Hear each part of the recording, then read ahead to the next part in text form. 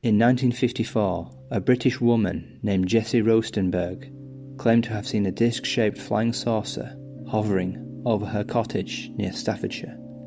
She also saw two Nordic figures that were sitting in the craft. Jessie Roestenberg, a wife of a young Dutchman named Tony Roestenberg, lived with their two sons and a daughter in a small cottage at Vicarage Farm, Ranton, near Staffordshire, UK. It was a very remote area and they had no electricity or indoor plumbing. On October the 21st, 1954, at around 4:45 p.m, she was inside her home with her 2-year-old daughter Karin and her two sons, Anthony and Ronald, who were playing outside in the garden. Suddenly, she heard a loud sound like an aeroplane crash. As she stepped out, her two sons were terrified and shouted, "Mummy, Mummy, there's a flying saucer." She then saw a round UFO that was hovering above them. The woman, horrified, stated that the front part of the object was transparent, and she could see two human-like figures inside it. She described them as Nordics, with long hair and long faces. Jessie saw them wearing tight-fitting blue suits, and their heads were in transparent helmets. The following is an interview conducted with Jessie. I heard this terrific noise. It was just like a giant cauldron of water being poured onto a fire. A shh sort of noise, you know. And my first reaction was, oh, the children. I thought maybe a plane was crashing or something like that. And I slipped my jumper on and went outside to find my two sons lying flat on the ground in the garden in front of the house, shouting, "Mummy, Mummy, there's a flying saucer." Well, naturally I just said, "Come on, don't be stupid. Come in the house." But felt sort of a strange sensation.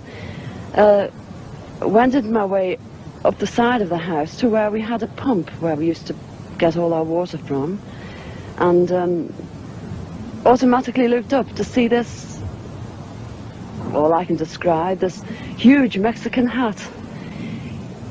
It was stationary, this thing, and it was bright silver in colour, and it had a dome. It was tilted to sort of, I could see the occupants in it. You saw people in it? I saw people in it. There were two people in there. These people were beautiful people. That's the only way I can describe them.